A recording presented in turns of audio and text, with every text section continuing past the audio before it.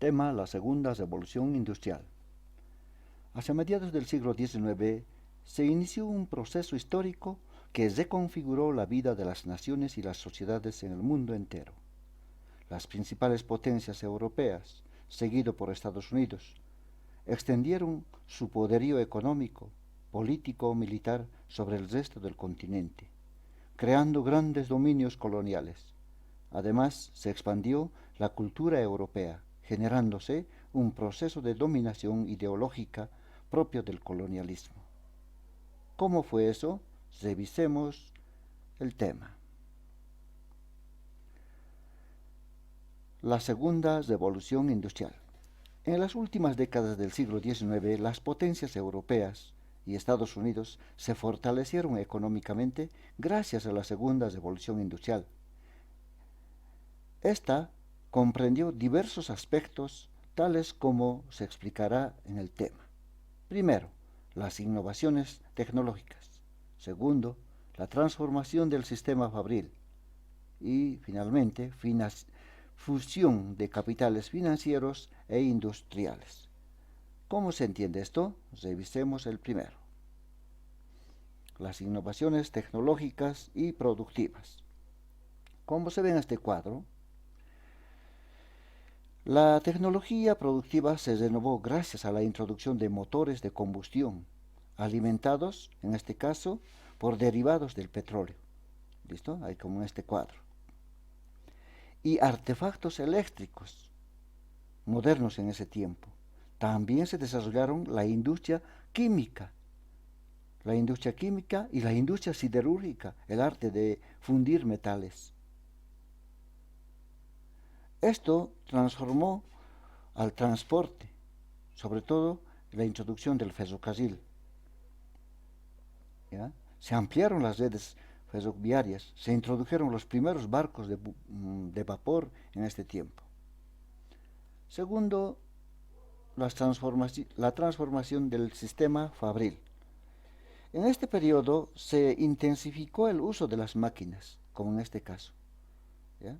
Pero son máquinas en las fábricas y la forma de producción se organiza en torno a cadenas de montaje. Cadenas de montaje o también conocido también trabajo en serie. Ahora veamos el tercer aspecto. Fusión de capitales financieros e industriales. En este periodo, como se ve en esta mesa, ¿quiénes están?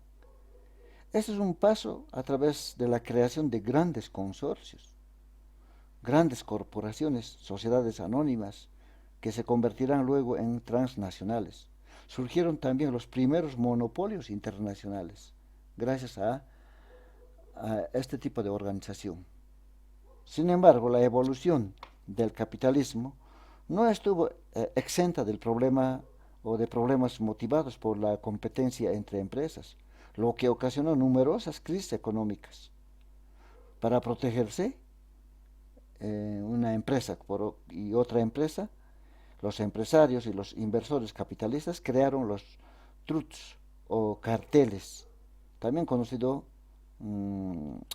como asociaciones monopólicas, que controlaban los precios. Pasemos. La formación del sistema económico mundial. La política imperialista implicó un reordenamiento de las relaciones productivas y comerciales del mundo entero, dividiendo las naciones en dos grandes categorías. Uno, como en este caso, los países centrales, segundo, los países periféricos. ¿A quiénes se les consideraba países centralistas o centrales? Llamados también industrializados, solo porque tenían industria. Fueron, por ejemplo, Gran Bretaña, veamos un poco aquí, ahí tenemos las banderas de las primeras potencias. Continuamos, vamos, estuvimos aquí.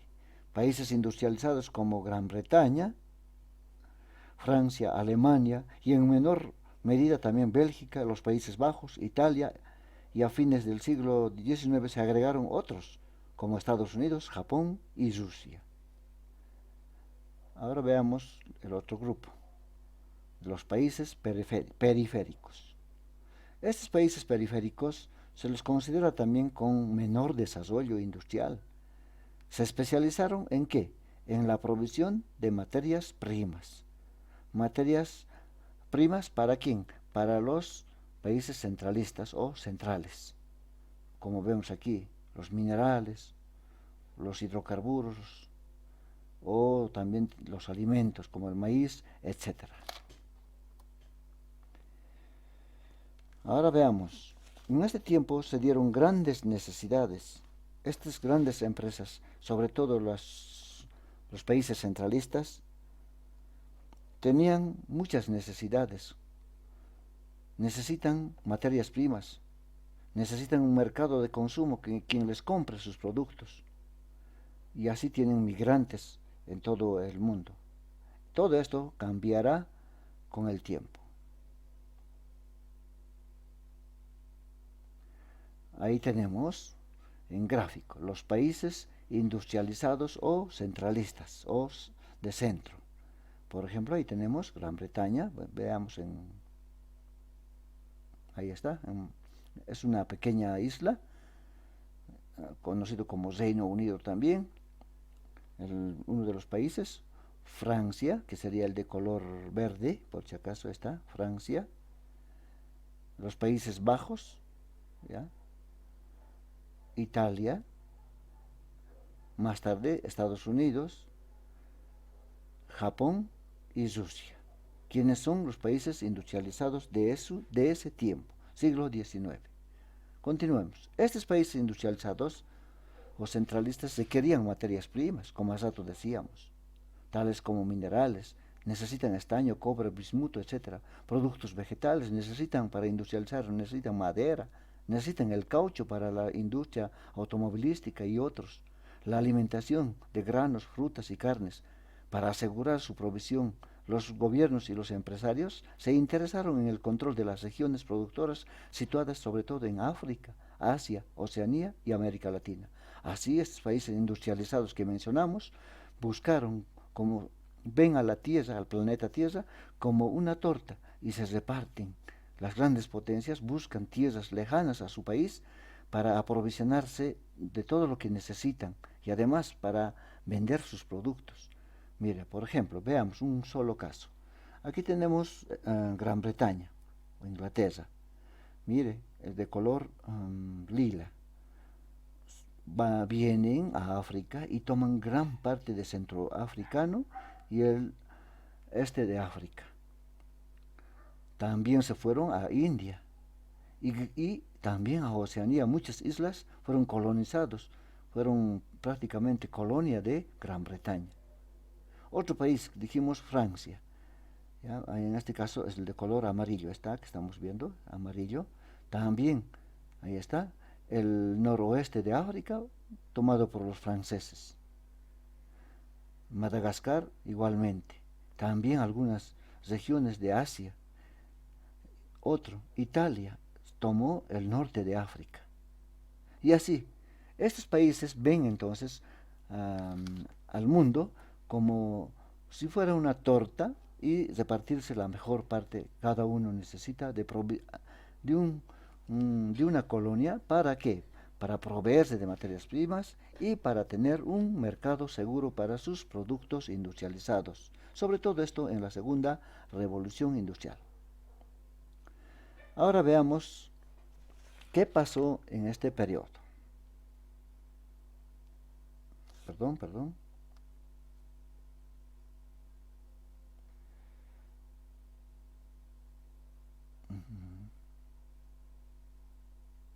Ahora sí, ahora estamos mejor.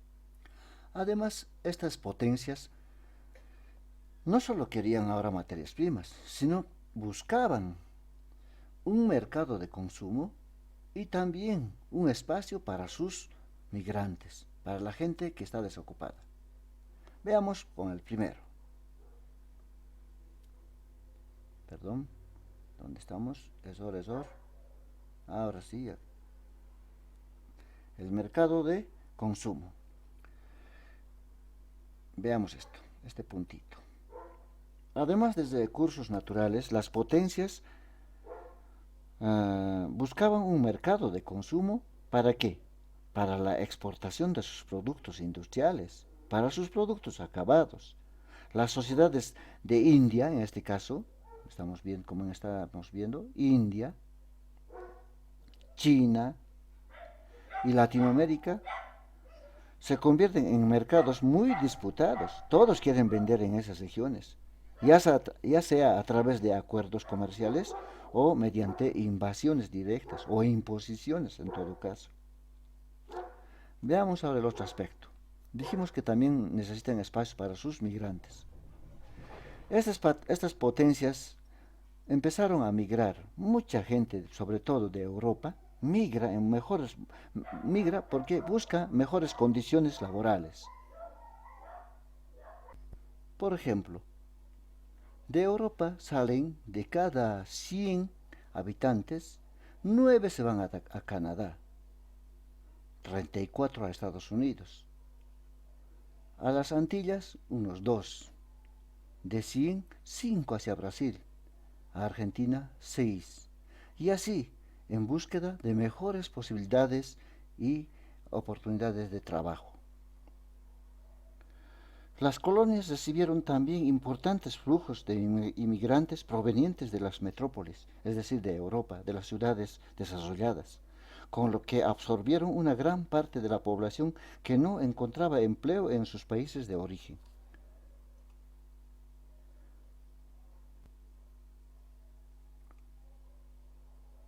Ahora sí, revisemos este capítulo que es un poco complejo, pero lo veremos del lado más fácil. Veamos. Las naciones imperialistas buscaron una justificación para conquistar y dominar los pueblos de otros continentes. Así nació ¿qué? El colonialismo. El colonialismo y también la ideología imperialista. Estos dos conceptos dieron como origen a todo un periodo conocido como el colonialismo, la ideología que se sustentó al imperialismo, y sus principales componentes fueron estos dos, el racismo y el nacionalismo. Veamos un poco. Nazismo, racismo primero, perdón, que incluía una serie de teorías pseudocientíficas con las que se pretendía demostrar la superioridad de la raza blanca. Según esta teoría, que el hombre sí evolucionó desde un primate, pasó por diferentes etapas evolutivas, hasta que se convirtió en blanco en la última generación. ¿Cómo se ve en este cuadro? De esta manera, a los que eran morenitos le consideran como inferiores, que faltan evolucionar todavía. Prácticamente fue un razonamiento malo. Es un razonamiento que sostenía que la cultura europea era superior a la demás. Consideraba como propias a la sociedad, como retrógradas, a las sociedades como las sociedades de América Latina, de India y de África. Y los europeos se consideraban con este concepto superiores a los demás. Ahora revisemos el otro concepto.